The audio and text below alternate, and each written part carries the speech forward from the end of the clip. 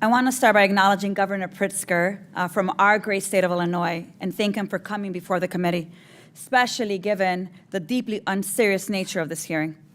I want to start by asking Governor Pritzker a few questions. Governor, you have said that actions that bring all branches of government to stand in respect of one another underpin the guardrails of democracy. Is it your assessment that this administration's actions reflect the commitment to stand in respect of all branches of government or honor the guardrails of our democracy? Thank you very much, Congresswoman, and it's good to see you.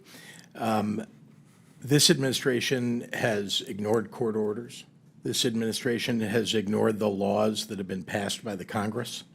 This administration is, in many ways, telling its agencies not to follow what the laws and the regulations that have been on the books. And this administration has been going after people individually and as groups that they believe are opponents of theirs, political opponents of theirs. That is not the way that a president ought to operate. We ought to have a president who follows the rule of law and doesn't break it. Thank you, Governor. I agree with you. In your 2025 budget address, you noted that our state, the state of Illinois, is among the best in the nation for workforce talent, clean energy, educational and scientific institutions, and more. I couldn't agree with you more.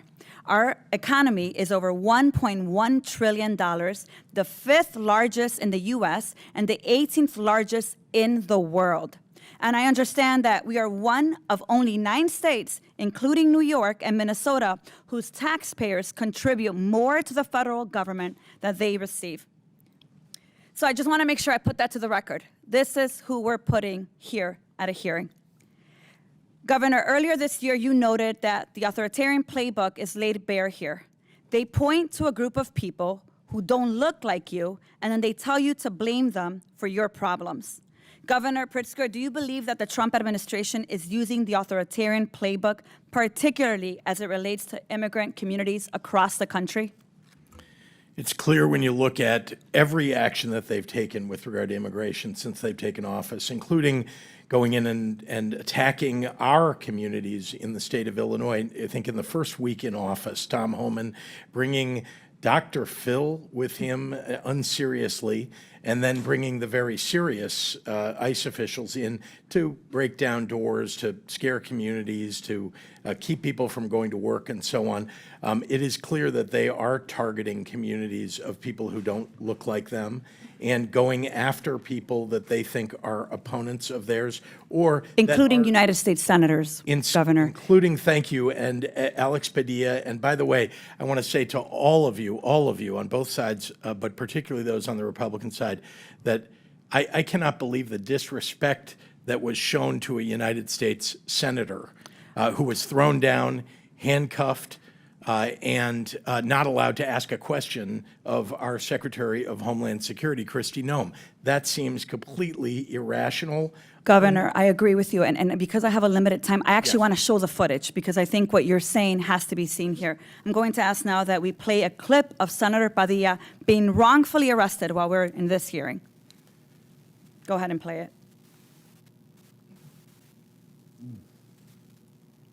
A United States senator. I want to make sure that people see. He's in my hands. Go ahead, put him behind my back. All right, cool. Okay, one hand, lay flat, lay flat. Other hand, sir.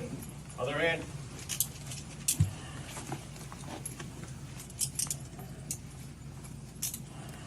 There's no recording allowed out here. But I did not know. There's no recording allowed out here per FBI rights. They don't want you recording so that you don't see how they violate due process repeatedly. I want to make sure that you see that footage. This is a United States senator asking a question of Secretary Noem, and in return, he is pulled from the press conference, shoved down to the floor, slammed to the ground with handcuffs, arrested for doing his job of oversight. So let me go ahead and make sure that I say this clear, because I serve in Homeland Security, and I can tell you for a fact, they are weaponizing the government and the military against U.S. citizens to exert control and suppress dissent. I call that authoritarianism. We've seen it before. Here's the point. Terror, That's what they're doing here. This hearing is a witch hunt against the governors that run successful cities, and we need to call it what it is. What we need here right now is Secretary Noem answering questions in oversight on why the hell she thinks that what happened to the senator is acceptable. With that, I yield back. Gentlelady yields back. Hopefully you'll get to see the beginning of that tape when he approached the podium where the secretary was. You hadn't seen To that ask yet? a question. Mr. Chairman, on the full statement of the committee on the Democratic side, Senator Padilla is currently in Los Angeles exercising his duty to perform congressional oversight.